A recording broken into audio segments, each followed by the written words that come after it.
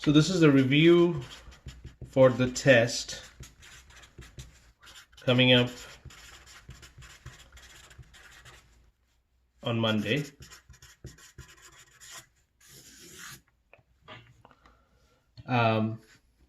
So there will be 100 points and there'll be 2 questions. Of course, the questions will have multiple parts. Essentially, what you have to do is you will have a data set. For the question number 1, there is a data set given to you, and also there will be an incomplete output. First, you have to complete that output. That means you have to run the reg in R to complete that output. Once you complete that output, there will be a couple of questions I'm going to ask. So also there will be questions. For example, how good is the fit?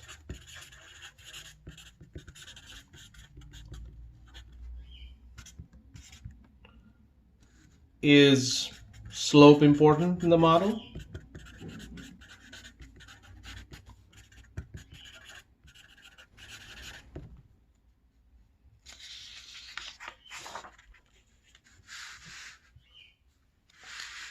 Is intercept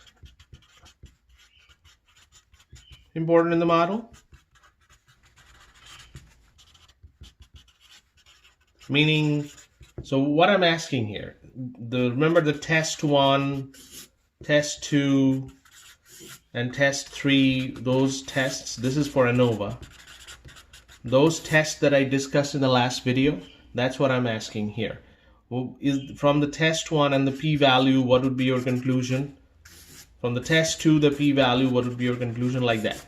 So that's what you have to write down. And again, type in a doc file. I will post a doc file and type in there. Do not just produce a R code, because the code is nothing pretty much there. There's just only reg function and the ANOVA and the summary reg. That's pretty much what you need to do. So everything type in a doc file and cut and paste.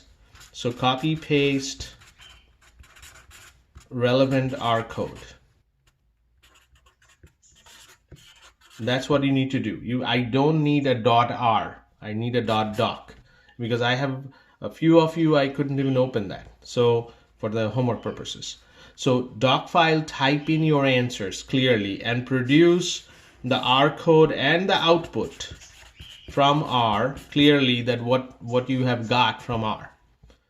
And that will answer these questions. So this is the type of questions I'm going to ask after you do that. Also assumptions.